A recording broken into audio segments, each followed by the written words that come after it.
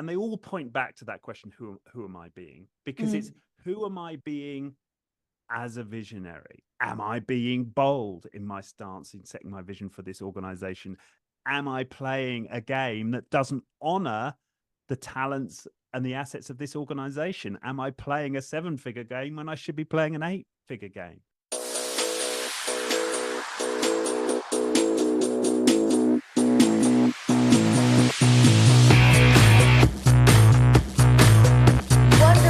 Well, I want to welcome you to another episode of Creating Powerful Impact. I'm your host, Shay Wheat, founder of Grace and Ease Productions, where we support entrepreneurs just like you with event-based marketing and sales strategies, allowing you to build your authority, your credibility, and your visibility in your industry.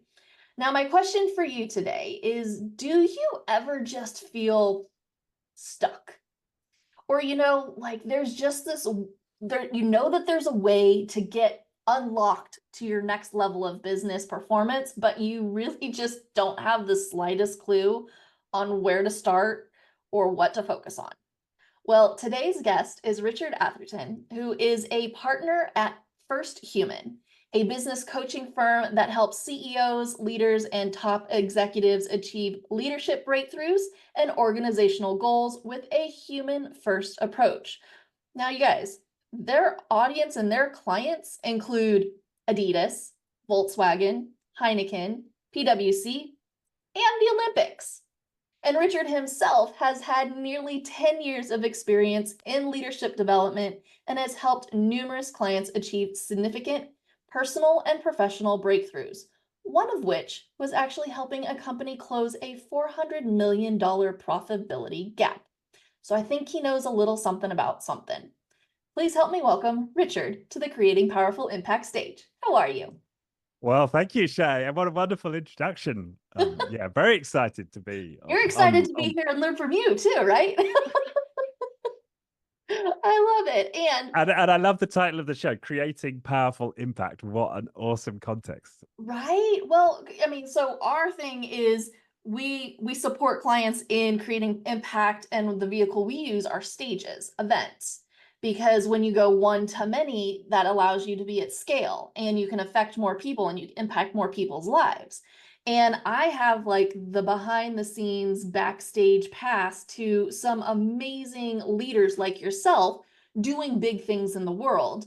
And I wanted to essentially share your brilliance to the audience so that they can also, have impact in their own lives and in their own businesses. So I'm excited to have you here because you've worked with some pretty amazing people, some pretty big names out in the world. But I would love for you to maybe share a little bit about, why is it important for leaders to even be thinking about the philosophies and looking at how they can continue to either get unstuck or why they should focus on it and get to that next level, and what does that do in a leadership perspective? Right. Well, if you're stuck as an individual, and especially if you're in a leadership position as a firm, you're propagating stuckness to your team, to your organizations. One of the things when we go into organizations is to figure out what's going on with the CEO.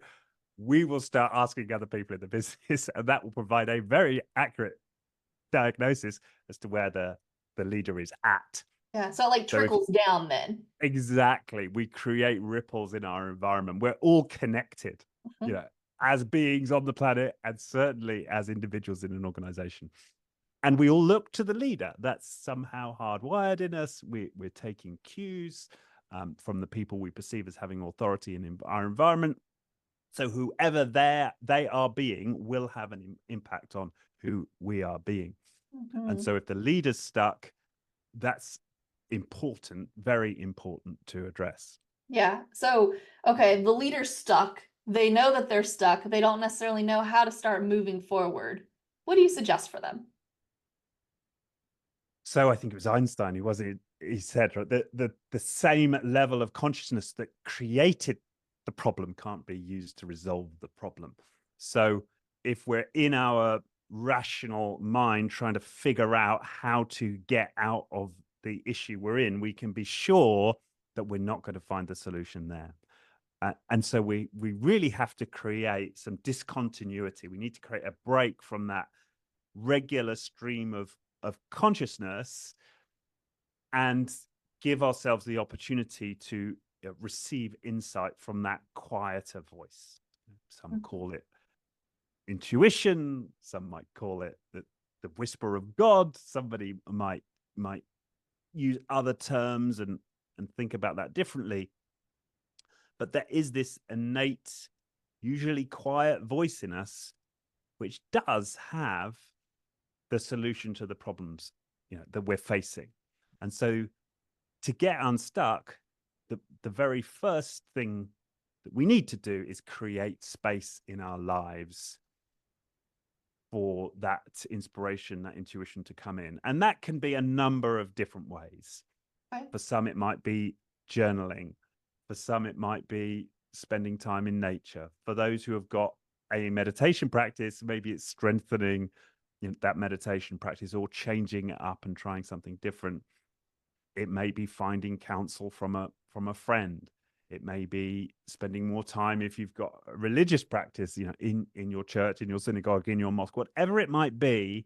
It's what's most important is to break the norm, to create what we call a liminal space, a space outside to the side of your day-to-day working environment and trains of thought, to give yourself the opportunity to look at things differently. So it's not to actually just stay in it and try and like force your way through and push into it. It's to step away and remove yourself to allow that spiritual connection, perhaps that creative connection, to plug into that intuition, to allow the guidance to come in. Is that what you're saying? Like, yeah, okay. the guidance to come in. And sometimes that won't necessarily be a very clear message. Mm-hmm. Sometimes it may actually be something where there's some grief that's emerging. Sometimes it may be that there's some anger that you've kept a lid on that needs to come out. So it's really about giving yourself space to let whatever needs to come up, Mm-hmm. allow it to flow through you. And on the other side of that, very often there is this sense of clarity. And there is the quiet voice that says, why don't you try this? Why don't you speak to that person? Why don't you take that trip? And then the next move is to take bold action on that, to say, okay, maybe this doesn't feel quite rational. I'm not quite sure how this fits what my rational mind is telling me is going to be the solution to my problem. I'm just going to go with it. I'm just going to take that step towards what my intuition is telling me and see what happens. And that's the stance, that's the orientation that allows us to get out of the stuckness. Yeah. And I mean, I don't know if there's many leadership and, coaching companies out there that go, you know what, you need to step back and you need to look at that spiritual connection in order to have the creative connection in order to like move through the stuckness. Like, you probably get some people going, but how is that actually helping me resolve X, Y, and Z that I've got going on with my company, or I'm trying to hit this goal, something's not happening. It's like, all of the things, and I have so much stress around it, and it's about to break us. And you want me to breathe? Is that what you're saying? Yeah, you're right, because the demand out there is, I've got a problem. I want a 5-step plan now. Tell me what to do and tell me how I get to this end result. Yeah. And we all know it, right? The difficulty, we grasp from one provider to the next, who gives us that magic bullet. They just serve that reactionary stance. Is, yeah, okay, you've got this problem. We've solved this problem with 5 other clients just like you. Here's the plan. And how does that work out? Like, most of the time, if people are honest, Yeah. maybe it gets you, some early result. It's never sustainable, and nearly always what's worked in some other scenario doesn't work in your situation. Only you know your context. Only you know the complexities of your situation. Only you know what's inside of you that's causing you to behave and ultimately be a certain way in the world. And that's at the root. That's at the root of whatever it is you're facing. Yeah. So when you guys go in and you're working with the Adidases and the Olympics and you're supporting them in their organization and their leadership, where do you literally go to the CEO or the founder and the top person and go, okay, tell me what's going on with you? Is that really where you're starting and asking them their meditation practice or their creative practice or what have you? And then from there, what happens? Yes, well, we're starting with we're always looking to go there first. That's our primary aim, is to get to the individual who's setting the context for the organization. And depending on what the organization means, it may be a business unit, it may be the entire organization, but wherever the scope of the issues are, we want to get to the ultimate authority in that space and look at the context they're creating, and they're creating that context out of who they're being ultimately. So that's where we want to get to, is how do we have this person reflect on who they're being? And the practices come later, and they'll be different for different people. And for some it'll just be in conversation, in rich, connected conversation with another. For others it will be spiritual practices, it will be journaling. But it's ultimately about giving people the opportunity to reflect on who they're being. What are the beliefs running their show? What are the behaviors they're exhibiting? What are their habitual emotional states from which they're operating? Those are the core questions. Okay. And so those core questions, I would assume, whether somebody is, seven figures or, billions of dollars company wise, would you say there's like maybe some core principles in achieving that higher performance or that better communication or the relationship building that has to happen within their organization? Yeah, there are a set of core principles, and they all point back to that question: who am I being? Because it's, who am I being as a visionary? Am I being bold in my stance in setting my vision for this organization?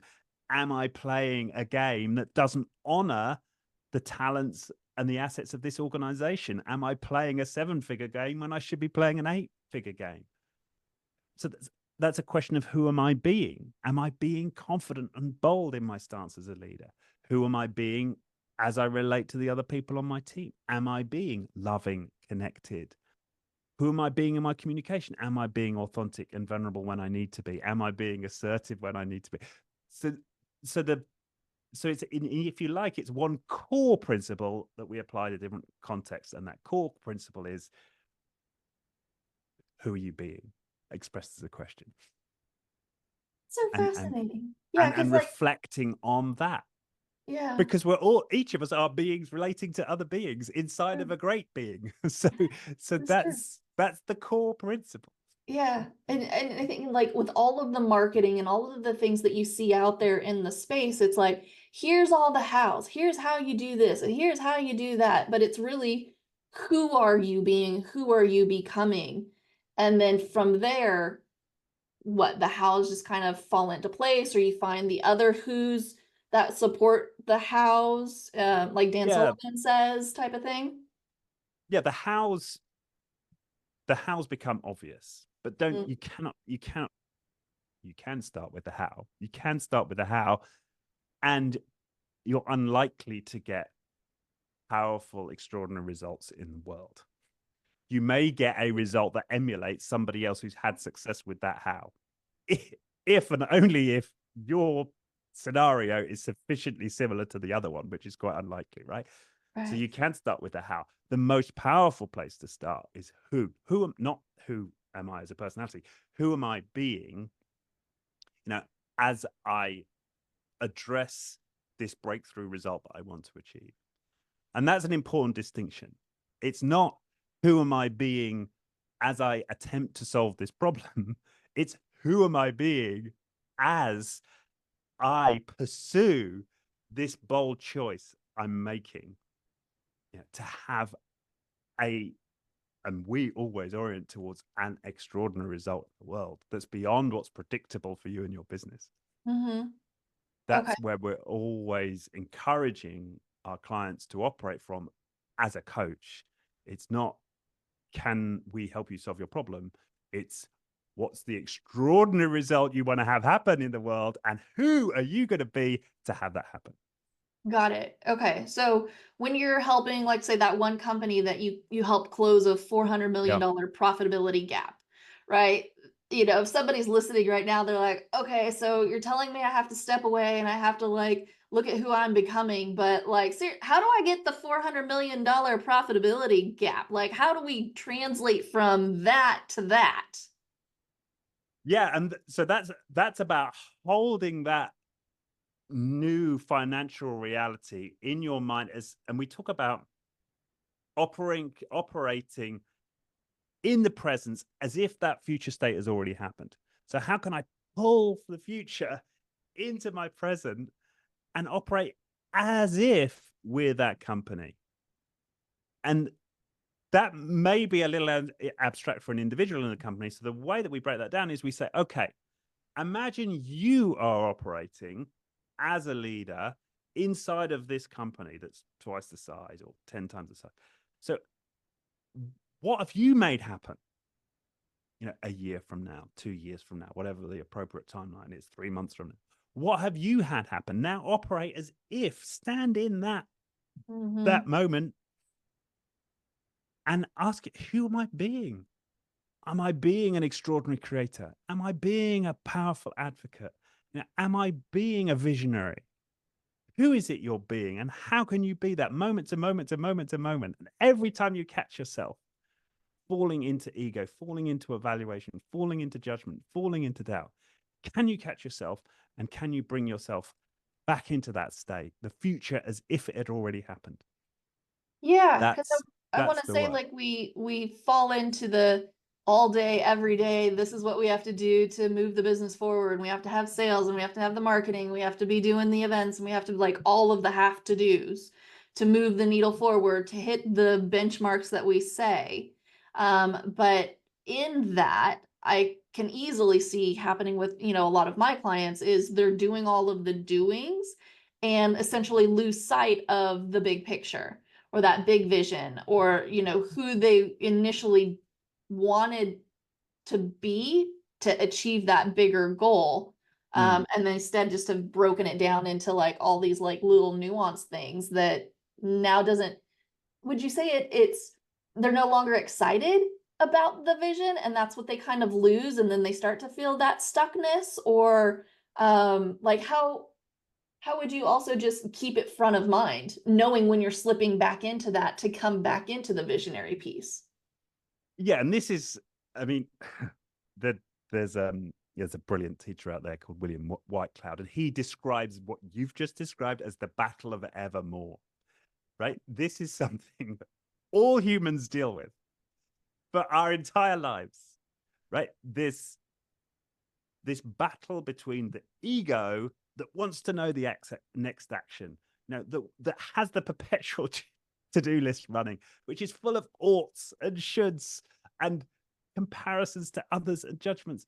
That exists all the time. And our skill as creators, as powerful leaders, is to catch ourselves. Is to catch ourselves as soon as we go there. I'm comparing myself. I've got into that depressed state. Oh God, look at all the things I've got to do. Or, oh God, I'm on another deathly Zoom call. Like that there is what goes on for all of us all the time. And our ability to catch it, the extent to which we can catch ourselves that and come back to that inspired, playful, creative state is the extent to which we can actually have that extraordinary outcome happen. Because when we're in that, inspired, creative state, that's when we make the magic happen. And that's when we start to, attract the resources, the hows that we actually need to have whatever it is we're imagining happen. Yeah. Would you mind maybe explaining an example from either one of your clients or something that you utilize to support yourself or one of your clients in moving that needle forward and still being in that space of the creative and the connecting in with the intuition to continue to move forward? Well, why don't I give you a really simple example that involves my son, right? Which I'm hoping everyone can relate to. And hopefully we can join the dots as to how this happens in business, right? So I'm planning to go on a canoeing trip with my son. And I know that we're going to be going, along the river, and through this forest. There's this wonderful stretch of river near where we live. It runs through a forest. And we get halfway to where we need to drop the canoe off and get into the river. And at this time he's about 5.5. And we realize he's forgotten his teddy. Okay.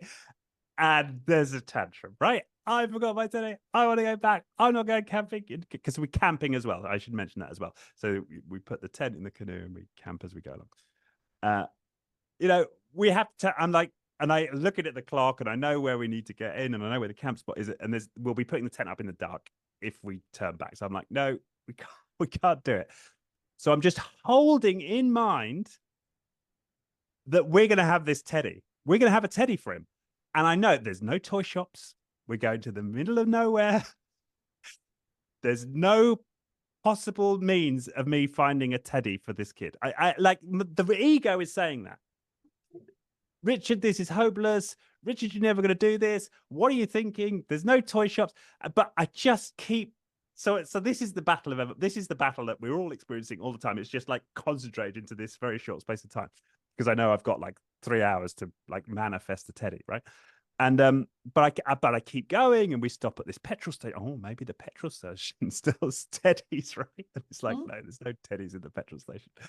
The gas station, sorry, I should say, for Americans listening. And anyway, so when we get to the river, all right, and I get the canoe into the water, and still no teddy. Arthur, this is my son. He's still like, I've got to go. I don't want to. I want to go home. I haven't got a teddy.